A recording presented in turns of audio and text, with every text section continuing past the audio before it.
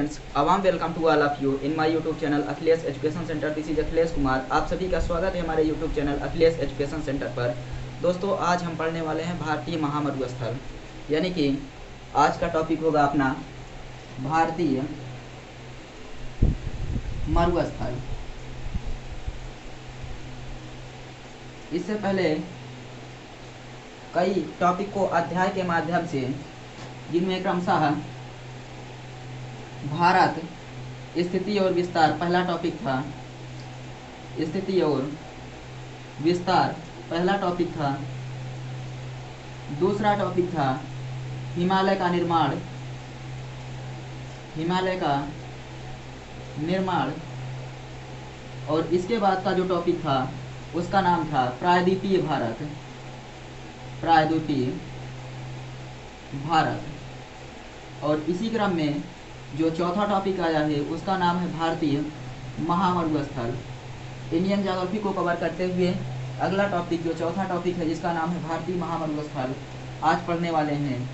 तो यहाँ पर पहला टॉपिक, दूसरा, तीसरा कंप्लीट हो गया है और आज चौथे टॉपिक की बारी है भारतीय महामरुस्थल। भारतीय मरुस्थल के बारे में अध्ययन करेंगे। तो चलिए सेशन को स्टार्ट करेंगे, लेकिन उससे पहले अगर आप सब चैनल पर नए हैं तो चैनल को सब्सक्राइब कर लीजिए तथा बेल आइकन को भी प्रेस कर दीजिए, ताकि जब भी कोई नया वीडियो जाए आप सबको सबसे पहले नोटिफिकेशन मिल जाए। तो चलिए स्टार्ट करते हैं आज का अपना टॉपिक, जिसका नाम है भारतीय मरुस्थल। तो सबसे पहले मरुस्थल किस क्षेत्र को कहते हैं उसको जानेंगे कि मरुस्थल किस क्षेत्र को मरुस्थल कहा जाता है।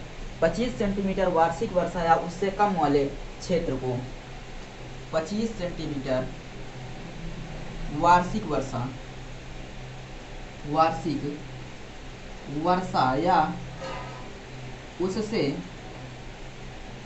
कम वार्षिक वर्षा वाले, उससे कम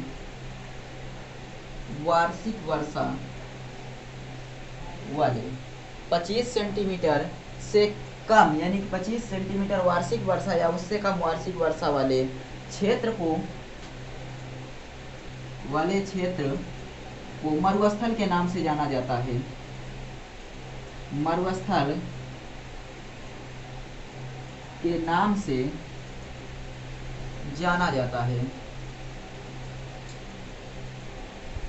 जाना जाता है। तो ऐसा क्षेत्र जहां पर 25 सेंटीमीटर वार्षिक वर्षा या उससे कम वार्षिक वर्षा होती है, उन क्षेत्रों को मरुस्थल के नाम से जाना जाता है। जो भारत में मरुस्थल है, भारतीय मरुस्थल, भारतीय मरुस्थल अरावली पहाड़ी, अरावली पहाड़ी के उत्तर पश्चिम,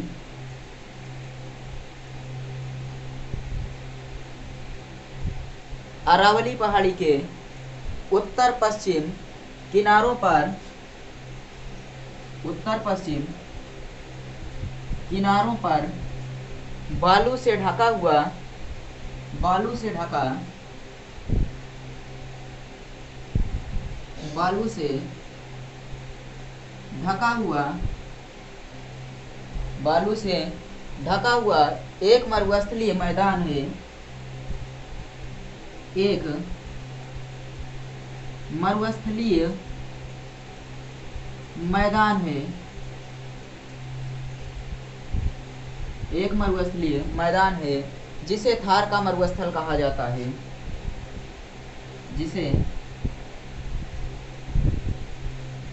थार का मरुस्थल कहा जाता है।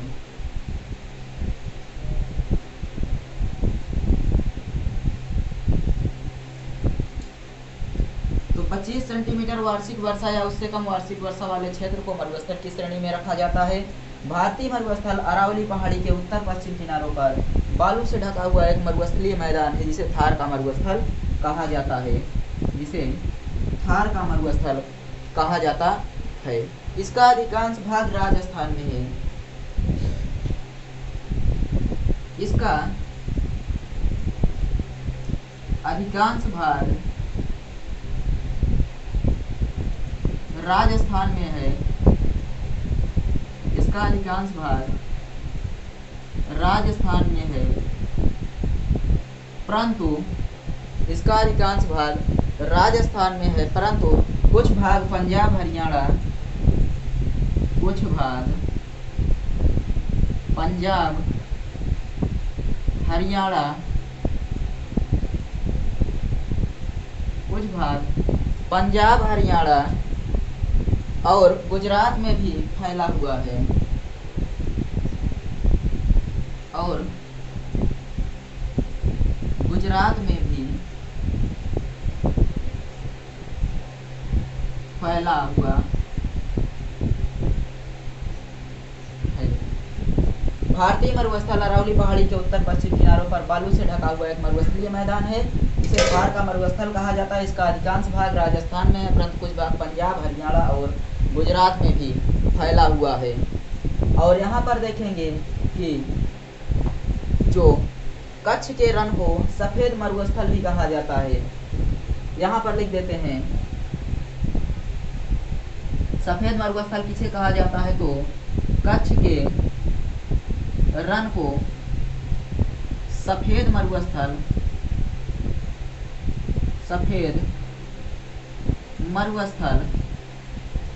भी कहा जाता है, सफेद मरुस्थल भी कहा जाता है,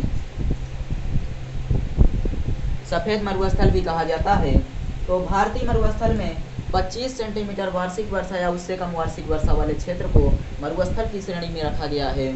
और भारतीय मरुस्थल अरावली पहाड़ी के उत्तर पश्चिम दिशा में उत्तर पश्चिम किनारों पर, कहां से कहां तक, उत्तर पश्चिम किनारों पर बालू से ढका हुआ एक मरुस्थलीय मैदान है, जिसे थार का मरुस्थल कहते हैं। और इसका अधिकांश भाग राजस्थान में है, जबकि कुछ भाग पंजाब हरियाणा और गुजरात में भी फैला हुआ है। कच्छ के रण को सफेद मरुस्थल कहा जाता है। तो आई थिंक इतना क्लियर हुआ होगा। अब इसके आगे देखते हैं, इसको नोट कर लेंगे।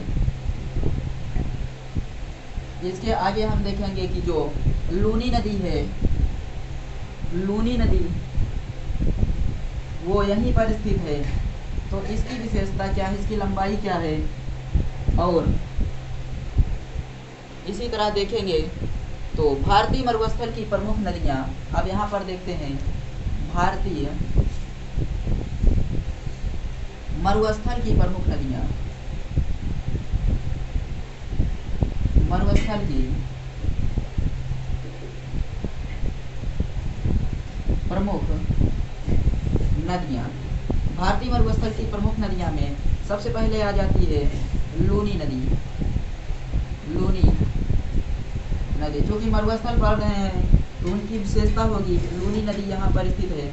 तो इसके बारे में हम जानकारी प्राप्त कर लेते हैं कि जो लूनी नदी है उसकी क्या विशेषता है। तो जो लूनी नदी है इसकी सबसे पहले लंबाई देख लेते हैं कि जो लंबाई लूनी नदी की लंबाई है 320 किलोमीटर, 320 किलोमीटर। और लूनी नदी को रेगिस्तान की गंगा कहा जाता है, रेगिस्तान की गंगा कहा जाता है। लूनी नदी को रेगिस्तान की गंगा कहा जाता है, रेगिस्तान की गंगा कहा जाता है। लूनी नदी को रेगिस्तान की गंगा कहा जाता है। इसकी लंबाई है 320 किलोमीटर। और उसके बाद जो इसका मुहाना है वो कच्छ के रण में बनता है, मतलब मुहाना कच्छ के रण में, क्योंकि मुहाना कच्छ के रण में बना रही है, समुद्र में गिरने से पहले ही विलीन हो जा रही है, इसलिए इसको एक अंतर्वाही नदी की संज्ञा भी दी जाती है। तो यहाँ पर लिखेंगे कि यह एक अंतर्वाही नदी भी है, अंतर्वाही नदी की संज्ञा दी जाती है। अंतर्वाही नदी की संज्ञा दी जाती है। लंबाई हो गया, रेगिस्तान की गंगा कहा जाता है, मुहाना कच्छ के रण में अंतर्वाही नदी। प्रमुख सहायक नदियां देख लेते हैं। इसकी जो प्रमुख सहायक नदियां हैं, प्रमुख सहायक नदियां, उनका नाम क्या क्या है, तो जवाई, बोदी, सुरसती और इसी क्रम में देखते हैं कि सबसे पहली जो नदी है उसका नाम है सुकरी, सुकरी जवाई बूंदी, सुकरी जवाई बूंदी, और उसके बाद आ जाता है खारी और सुरसती, बूंदी, खारी और सुरसती। इसको एक बार और लिखाया गया है, सुकरी जवाई बूंदी खारी और सुरसती। तो लूनी नदी की लंबाई 320 किलोमीटर है। लूनी नदी को रेगिस्तान की गंगा कहा जाता है। कच्छ के रन में मुहाना बनाती है। अंतर्वाही नदी की संज्ञा दी जाती है। और प्रमुख सहायक नदियाँ सुकरी जवाई बूंदी खारी और सुरसती। इसके आगे देख लेते हैं। इतना हो गया। तो रेत के टीले जो होते हैं यहाँ पर लूनी नदी के बाद आगे देखते हैं,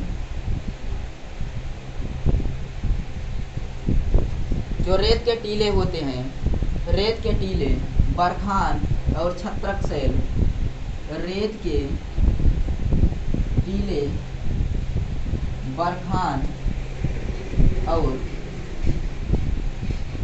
छत्रक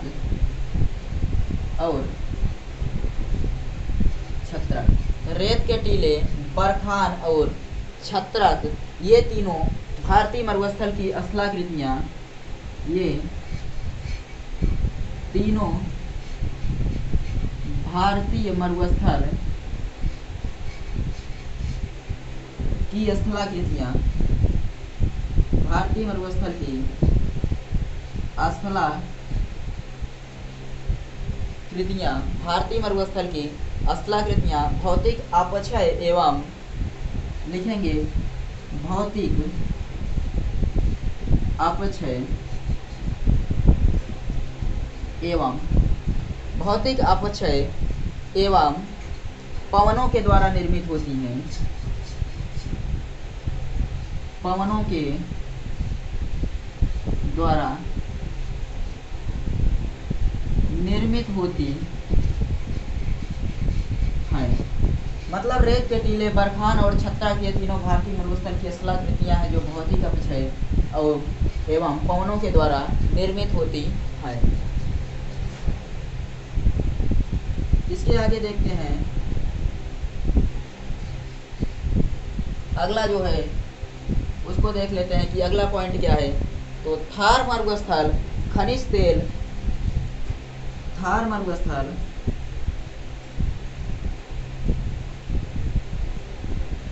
थार मरुस्थल खनिज तेल जिप्सम और नमक, खनिज तेल जिप्सम और नमक, थार मरुस्थल खनिज तेल जिप्सम और नमक के भंडार की दृष्टि से, के भंडार की दृष्टि से, भंडार की दृष्टि से एक महत्वपूर्ण क्षेत्र है, एक महत्वपूर्ण क्षेत्र है। रेत के टीले बरखान और छत्रक शैल ये तीनों भारतीय मरुस्थल की स्थलाकृतियां हैं, भौतिक अपक्षय एवं पवनों के द्वारा निर्मित होती हैं। थार मरुस्थल खनिज तेल जिप्सम और नमक के भंडार की दृष्टि से एक बहुत ही महत्वपूर्ण क्षेत्र है, भारत का एक बहुत ही महत्वपूर्ण क्षेत्र है। यहाँ कृषि, अगला पॉइंट है, यहाँ कृषि हेतु जल संसाधन के लिए, यहाँ कृषि कार्य हेतु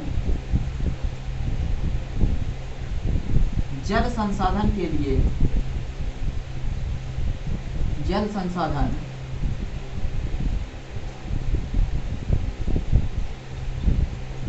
जल संसाधन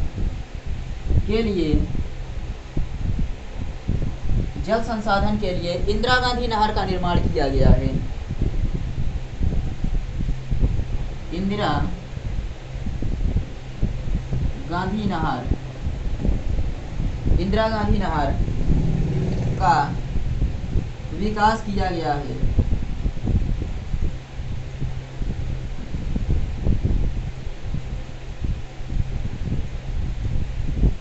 रेत के टीले, बरखान और छत्रक ये तीनों भारतीय मरुस्थल की आकृतियां हैं जो भौतिक अपक्षय एवं पवनों के द्वारा निर्मित होती हैं। थार मरुस्थल खनिज तेल, जिप्सम और नमक के भंडार की दृष्टि से एक महत्वपूर्ण क्षेत्र है। यहाँ कृषि कार्य हेतु जल संसाधन के लिए इंदिरा गांधी नहर का विकास किया गया है। और इसके आगे आप देखते हैं इंदिरा गांधी नहर के बारे में, उसकी विशेषताएं क्या क्या हैं। तो हम देख रहे थे भारतीय महामरुस्थल में रेत के टीले, बरखान और छत्रक शैल ये तीनों भारतीय मरुस्थल की स्थलाकृतियां भौतिक अपक्षय एवं पवनों के द्वारा निर्मित होती हैं। थार मरुस्थल खनिज तेल, जिप्सम और नमक के भंडार की दृष्टि से एक महत्वपूर्ण क्षेत्र है। यहाँ कृषि कार्य हेतु जल संसाधन के लिए इंदिरा गांधी नहर का निर्माण किया गया है। यानी कि इंदिरा गांधी नहर को रेगिस्तान में, थार के मरुस्थल में, राजस्थान में जल संसाधन के लिए कृषि कार्य हेतु इंदिरा गांधी का निर्माण किया गया है। इंदिरा गांधी नहर का निर्माण किया गया है। अब देख लेते हैं इंदिरा गांधी नहर का निर्माण कब किया गया, इसकी क्या क्या विशेषताएं हैं, क्रम से देखते हैं। तो इसे तैयार करते हुए साथ साथ चलेंगे। इसके आगे आप लिखेंगे इंदिरा गांधी नहर, लिखेंगे इंदिरा गांधी नहर, इंदिरा गांधी नहर।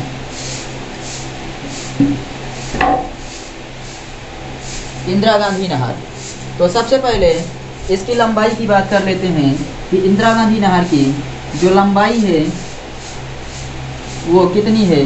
तो इंदिरा गांधी नहर की लंबाई 649 किलोमीटर, 649 किलोमीटर है। इंदिरा गांधी नहर की लंबाई 649 किलोमीटर। और इसके बाद अब देख लेते हैं कि जो इंदिरा गांधी नहर है ये भारत की सबसे लंबी नहर है। इंदिरा गांधी नहर भारत की सबसे लंबी नहर है, सबसे लंबी नहर है। इंदिरा गांधी नहर भारत की सबसे लंबी नहर है, इसकी लंबाई 649 किलोमीटर है। और उसके बाद यहाँ पर जो इसका सिंचित क्षेत्र है, इसका सिंचित क्षेत्र, यहाँ से किस किस स्थान पर सिंचाई होती है उसे कहते हैं सिंचित क्षेत्र। इसका जल कहाँ कहाँ पर कृषि कार्य के लिए जाता है, तो सिंचित क्षेत्र है गंगानगर, बीकानेर, राजस्थान का गंगानगर, बीकानेर, बाड़मेर और जैसलमेर आदि जिलों में। बाड़मेर और जैसलमेर आदि जिलों में, इन जिलों में इस नहर के जल द्वारा सिंचाई की जाती है आदि जिले में। और उसके बाद अब देख लेते हैं कि ये जो इंदिरा गांधी नहर है, जो इंदिरा गांधी नहर है इसका पुराना नाम क्या था। तो इंदिरा गांधी नहर का जो पुराना नाम था उसे कहते थे राजस्थान नहर। पुराना नाम था राजस्थान नहर, राजस्थान नहर। इंदिरा गांधी नहर का पुराना नाम राजस्थान नहर था। और इसकी नींव जब रखी गई थी, नींव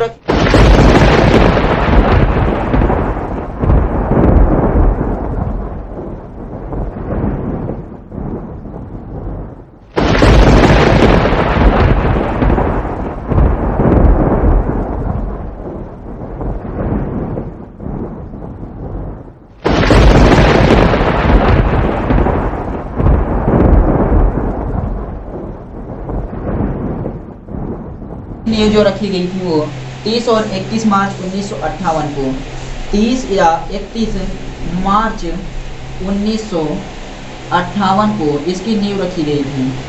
30 या 31 मार्च 1958 को इसकी नींव रखी गई थी। और उसके बाद इसका जो उद्घाटन होता है, जब जल प्रारंभ होता है इसमें 2 नवंबर 1984, 2 नवंबर 1984 से इसका उद्घाटन कर दिया जाता है। और यहाँ पर नहर में जल जाना प्रारंभ हो जाता है। और उसके बाद यहाँ पर इसकी नींव किसके द्वारा रखी गई थी? तो जो गृह मंत्री उस समय के गृह मंत्री थे, गृह मंत्री उस समय के गृह मंत्री का नाम है गोविंद बल्लभ पंत के द्वारा रखी गई थी। इसकी नींव गृह मंत्री गोविंद वल्लभ पंत जी के द्वारा रखी गई।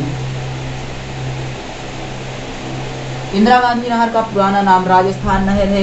इंदिरा गांधी नहर की लंबाई 649 किलोमीटर, भारत की सबसे लंबी नहर है।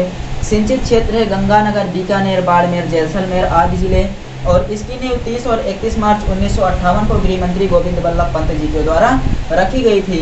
और इसका उद्घाटन होता है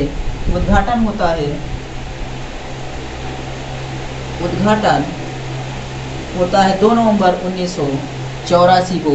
यह इस नहर में जल शुरू हो जाता है और यहाँ से सिंचाई कार्य आरंभ कर दिया जाता है। और उसके बाद अब देखते हैं जो इंदिरा गांधी नहर है, इसकी और क्या विशेषताएं हैं। ये नहर निकलती कहाँ से है? तो इंदिरा गांधी नहर राजस्थान नहर इसका पुराना नाम है। लंबाई 649 किलोमीटर दी गई है। बाड़मेर, बीकानेर और जैसलमेर आदि जैसे जिलों में इसका जल सिंचाई के लिए उपयोग किया जाता है। 30 और 31 मार्च 1958 को इसकी नींव रखी गई गोविंद बल्लभ पंत जी के द्वारा, उस समय के जो गृह मंत्री हुआ करते थे। और 2 नवंबर 1984 से यहाँ पर जल जाना आरंभ हो जाता है। अब इसके बाद देखते हैं कि ये जो इंदिरा गांधी नहर है ये कहाँ से निकाली गई है। इंदिरा गांधी नहर कहाँ से निकाली गई है? तो मान लीजिए यहाँ पर है ये राकस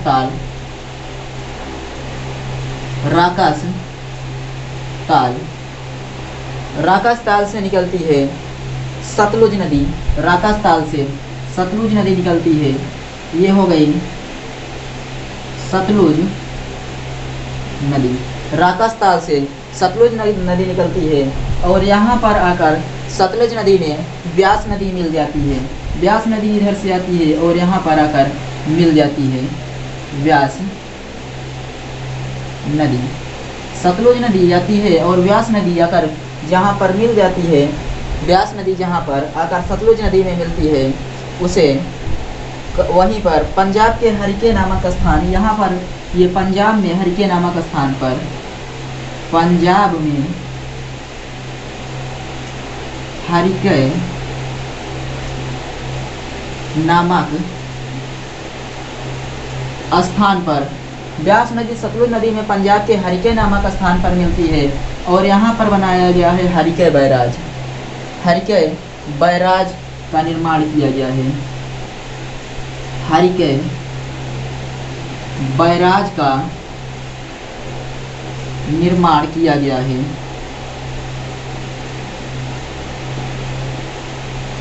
हरिके बैराज का निर्माण किया गया है और इसी हरिके बैराज से इंदिरा गांधी नहर को निकाला गया है। इंदिरा गांधी नहर यहीं से निकलती है। हरिके बैराज से इंदिरा गांधी नहर निकलती है। इंदिरा गांधी नहर मतलब राकस ताल से सतलुज नदी निकलती है और व्यास नदी आकर पंजाब के हरिके नामक स्थान पर मिलती है, जहाँ पर हरिके बैराज का निर्माण किया गया है। और हरिके बैराज से इंदिरा गांधी नहर को निकाला गया है। हरिके बैराज से इंदिरा गांधी नहर को निकाला गया। पंजाब के हरिके नामक स्थान पर सतलुज और व्यास मिलती है। हरिके नाम बैराज बनाया गया है और इसी बैराज से इंदिरा गांधी नहर निकलती है। तो आई थिंक समझ में आया होगा कि इंदिरा गांधी नहर कहाँ से निकलती है और किस प्रकार से इसका विस्तृत चर्चा इस पर कर दी गई। और अब इसके आगे देखते हैं कि जो मेघालय का पठार है या शिलांग का पठार है, इसके बारे में थोड़ी चर्चा कर लेते हैं कि मेघालय का पठार या शिलांग का पठार, शिलांग का पठार, मेघालय का पठार या शिलांग का पठार प्रायद्वीपीय पठार का हिस्सा है। इसको कल बताया गया था कि ये जो पठार है ये प्रायद्वीपीय पठार का हिस्सा है। प्रायद्वीपीय पठार का हिस्सा है। प्रायद्वीपीय पठार का हिस्सा है। भारतीय मरुस्थल खत्म हो चुका है। उसके बाद अब मेघालय के पठार के बारे में चर्चा करें। मेघालय का पठार या शिलांग का पठार जो है ये प्रायद्वीपीय भारत का हिस्सा है और ये शिलांग का पठार जो है ये पूर्वी विस्तार की तरफ स्थित है। ये मेघालय और शिलांग का पठार जो है ये पूर्वी विस्तार में स्थित है। भारत के का पूर्वी विस्तार है। और उसके बाद 3 भागों में बटा हुआ है। ये शिलांग का पठार या मेघालय का पठार कितने भागों में बटा हुआ है? तो 3 भागों में बटा हुआ है। 3 भागों में बटा हुआ है। इसको क्या क्या नाम देते हैं 3 भागों का? तो एक का नाम है गारो पहाड़ी, दूसरे का नाम है खासी पहाड़ी और तीसरे का नाम है जयंतिया पहाड़ी। तो इस प्रकार 3 भाग में बांटा गया है, गारो पहाड़ी, खासी पहाड़ी और जयंतिया पहाड़ी। मेघालय की पहाड़ियों का नाम वहाँ की जनजातियों के नाम पर रखा गया है। मेघालय में पाई जाने वाली जनजातियाँ गारो, खासी और जयंतिया हैं। तो यहाँ पर लिखेंगे कि मेघालय में पाई जाने वाली मेघालय की पहाड़ियों का नाम, मेघालय की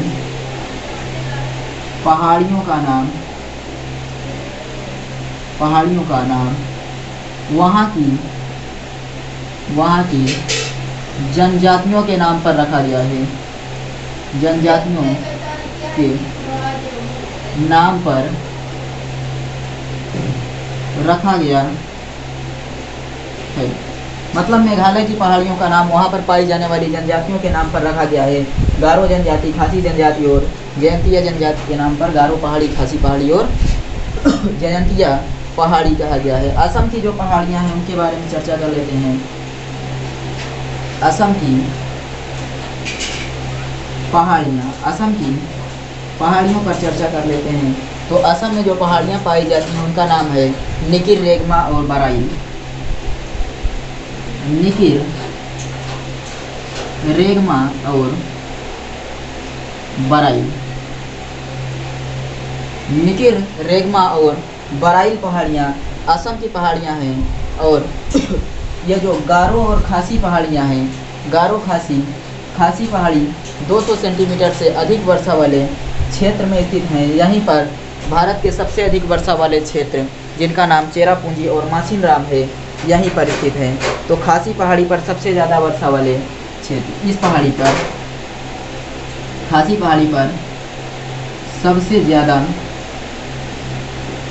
वर्षा वाले क्षेत्र जिनका नाम है मासिनराम और चेरापूंजी। मासिनराम और चेरापूंजी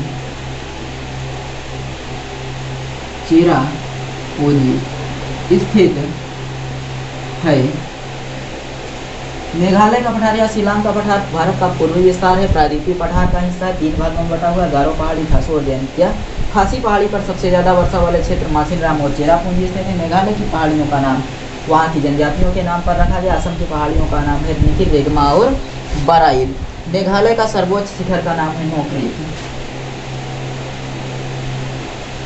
मेघालय के सर्वोच्च शिखर का नाम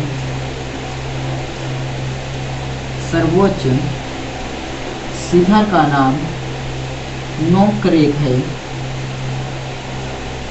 नोक्रेक है। मेघालय के सर्वोच्च शिखर का नाम क्या है? नोक्रेक। मेघालय के सर्वोच्च शिखर का नाम नोक्रेक है। तो इसके आगे अब देख लेते हैं, 2-4 पॉइंट और बचा है, उसके बाद फिर सेशन को एंड करेंगे। कौन से पॉइंट हैं उनके बारे में अब चर्चा कर लेते हैं। एक छोटी सी चर्चा कि जो प्रायद्वीपीय भारत के सर्वोच्च शिखर के बारे में। प्रायद्वीपीय भारत के सर्वोच्च शिखर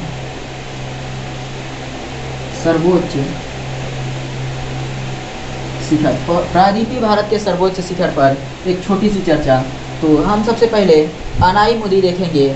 2695 मीटर जो अनाईमुदी चोटी है, अनाईमुदी 2695 मीटर ऊंची है। अनाईमुदी की ऊंचाई 2695 मीटर है। अनाईमुदी की ऊंचाई है 2695।